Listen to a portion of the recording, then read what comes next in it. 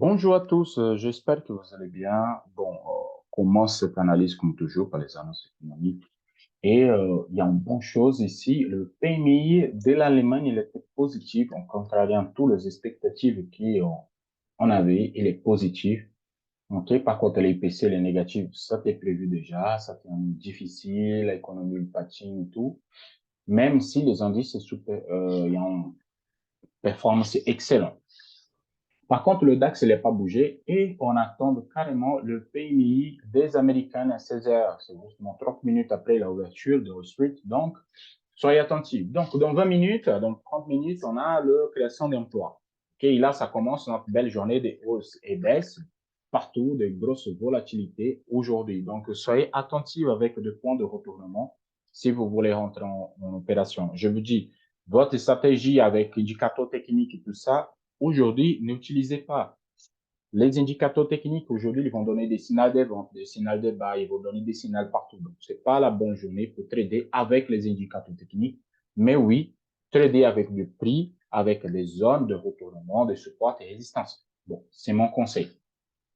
Après, on a le rapport, le stock de pétrole brut, et à 20 heures, c'est parti. OK, pour la Fed et tout le taux d'intérêt, c'est ça qu'on veut savoir. 0,25%, ça va être excellent. Comme ça nous fait pousser le marché, continuer notre progression à la hausse. Donc, comme ça, on ne retourne pas vers le bas parce que le mois, elle vient de commencer. Et pour la clôture d'aujourd'hui, je crois qu'on peut avoir un retour. Mais demain, on parle de ça. Je passe directement sur la plateforme TradingView. Et nous sommes sur le Nasdaq et je vous explique la situation. Vous rappelez que moi, je parle toujours de cette range depuis novembre. Et la vérité, que c'est depuis d'octobre. Et pourquoi je dis ça, que la zone de résistance est là? À cause de la Tenkan. On regarde la clôture de 3 mois. Et moi, j'attendais carrément cette clôture supérieure. Comme ça, ils peuvent me donner un signal de bail juste à la Kijun. Comme ça, j'étais content pour comblement de cette gap de l'année. Mais par contre, elle a fait la clôture plus bas. Cette clôture plus bas ici, ça me donne une idée en hausse, qui c'est la hausse qui commence maintenant le premier. Et là, on a notre résistance à 12 200 qui s'attient toujours. Et on peut avoir un repli. On peut se replier fortement si les résultats de la Fed de aujourd'hui et vendredi, ça se concrétise en négatif. Si c'est négatif, on va avoir un retour. C'est 100% sûr. Parce que le signal de moyen à court terme, en bas, il n'était pas donné. Qui c'est au contraire de le signal de moyen terme sur le hebdomadaire. On a cassé ici la Kijun, ok, on a cassé la Tenka, on a cassé la Kijun. Ça veut dire que notre dernier résistance majeure, c'est le nuage qui se trouve, qui est à 12 580. Je vais mettre 12 600 pour être chiffre rond. On a un cluster ici, ok, de résistance plus moyen mobile 50 qui c'est hyper fort. Et c'est là qui a stoppé la hausse. Donc, on va retester. On a la marge pour monter. Je vous dis bien qu'on a la marge pour monter parce que si moi je calcule de maintenant jusqu'à les nuages, on a les 4%. Et le Nasdaq, il peut faire ces 4% là maintenant.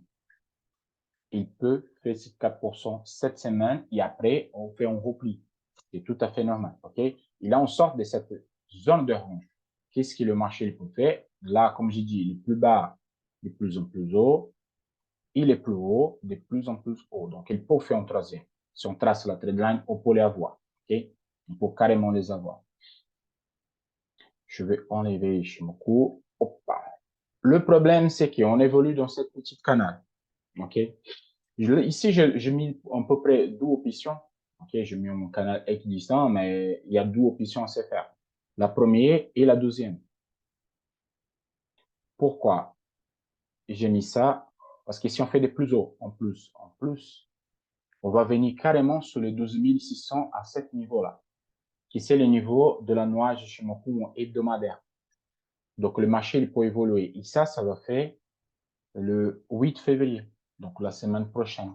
On peut tranquillement continuer à monter et venir à ce niveau. Ou on peut tout de suite avoir une grosse hausse, okay, une forte hausse, dépasser, faire une mèche et nous donner un signal de vente. C'est ça que j'attends.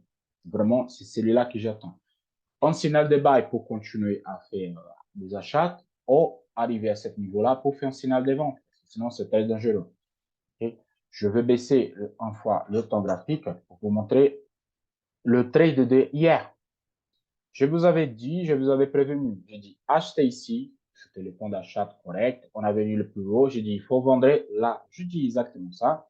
Et hier, OK, sur le dernier vidéo, je dis, OK, il faut l'acheter là.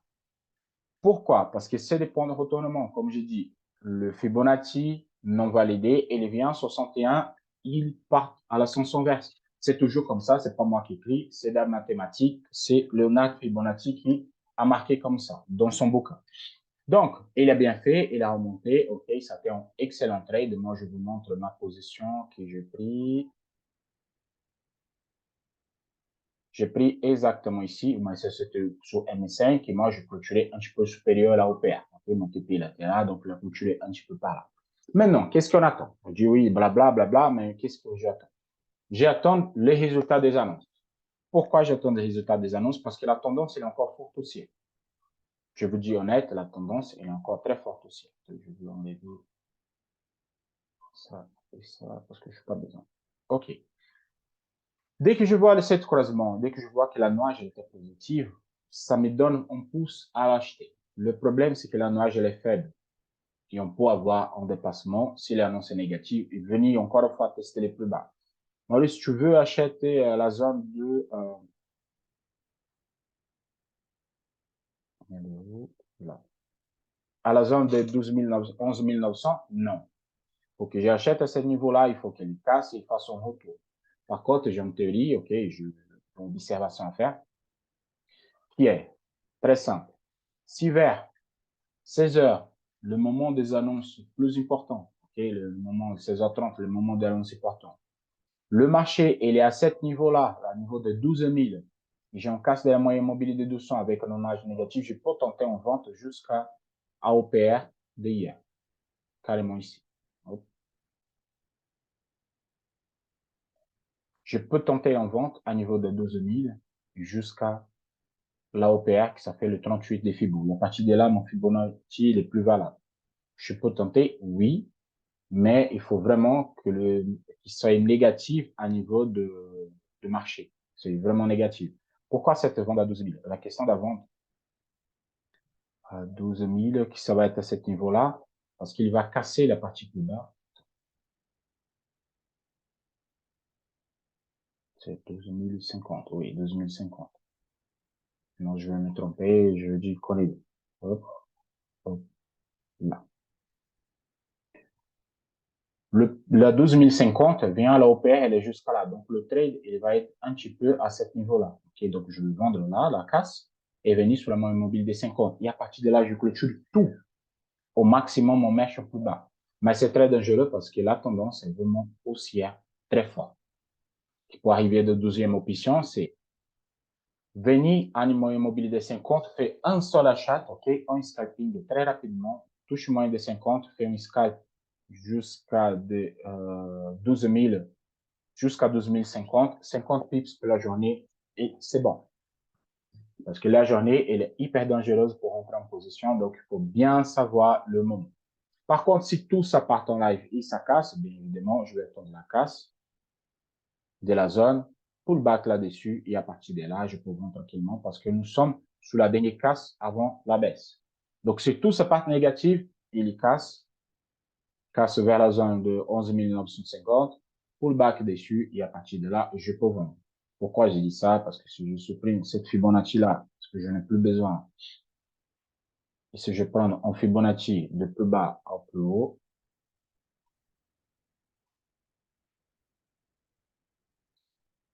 cette casse-là, elle me rapporte 50, il me rapporte 61.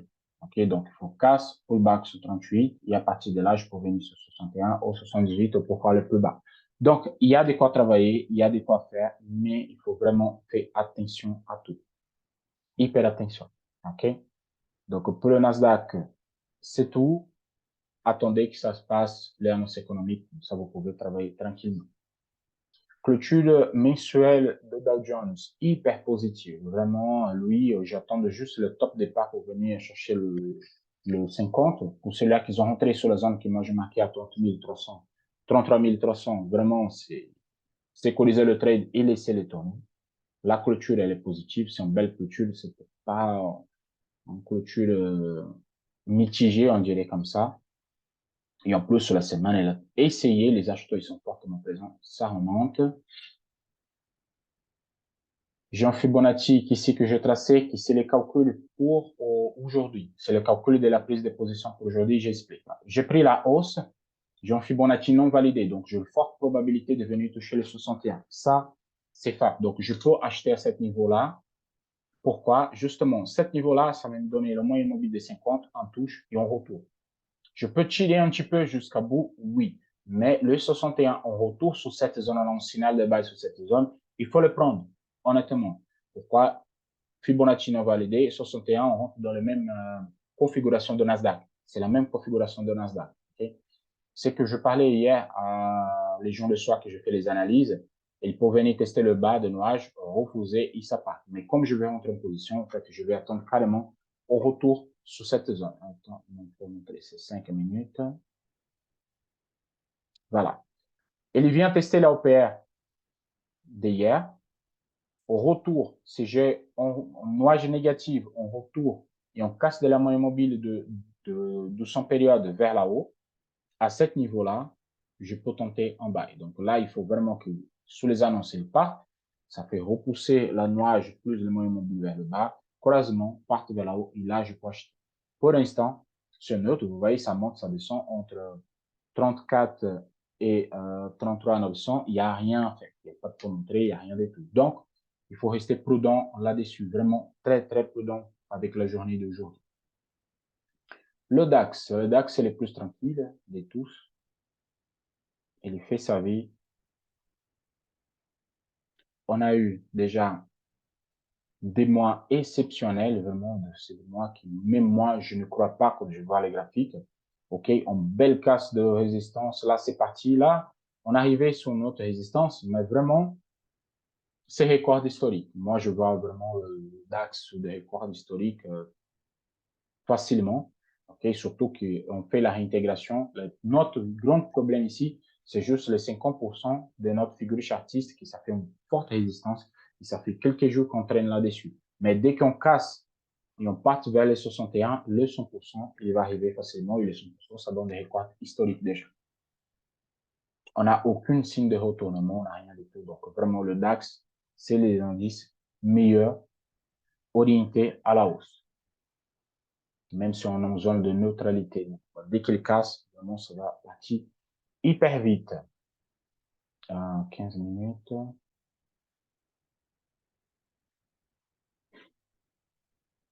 Bon, 15 minutes, c'est simple. Sur la méthode, elle est venue. Donc là, ouverture de marché, annonce positive.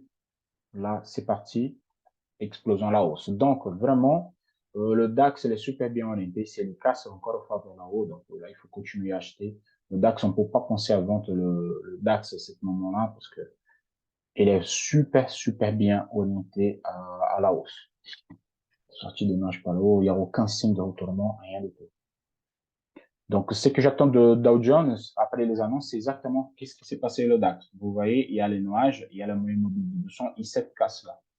Supérieur les nuages, supérieur les 200, ça valide la lagging span que vous voyez pas ici parce qu'elle est un peu par là dans cette période.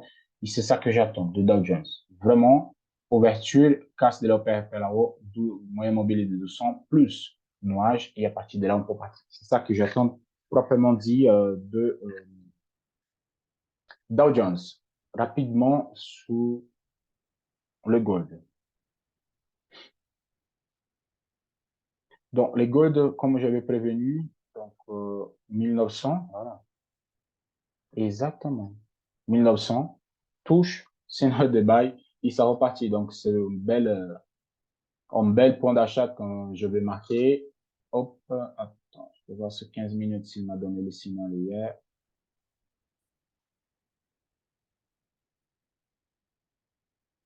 Voilà. Exactement comme prévu. Zone de 1900, sortie des nuages par là-haut, ceux qui rentrent pas sur les sorties des nuages, je rentre sur ma méthode, casse de moyenne des 200, nuage positif, et là, c'est parti. C'était un excellent trade de celui-là. Je vois si ici, hop, hop, ok. Voilà, signal de vente donné. Et là, c'est parti. Vraiment, c'était un bon trade. C'est-là, c'est un excellent trade. C'est là qu'ils ont été attentifs. C'est là qu'ils ont été sur le marché. Vous avez pris, c'était une excellente opportunité. Aujourd'hui, il faut attendre les annonces. Vous voyez les gold et le neutre. Donc, ils attendent carrément. Il y a tout le monde qui attend les annonces. Perspective haussière, oui, toujours haussière parce que le gold, il est haussier. Surtout avec cette retour grosse mèche daily que le marché nous a donné, ça veut dire que les acheteurs sont fort présents. OK? Et là, il y a une figure en vœu beton, je crois. 1, 2, 3. Oui, il y a un vœu beton. Donc, vraiment, la tendance est leur forte haussier. Si on dépasse le 39,36 au 19,36, on va le 19,66. C'est ce niveau-là qui est prévu pour le gold à ce moment. OK? Donc, pour aujourd'hui, c'est tout. Les bitcoins, bon, je ne veux pas faire le bitcoin parce qu'il faut faire la position avec lui. Bon, c'est tout pour aujourd'hui. On se voit demain après les annonces. Soyez attentifs, ne te dites pas n'importe où, ne faites pas n'importe quoi. Attendez des bons moments, des bons pour montrer, des bons setups. À partir de là, vous montrez en toute sécurité. C'est mon conseil. OK? Excellente journée à tous. On se voit à la prochaine. Ciao, ciao.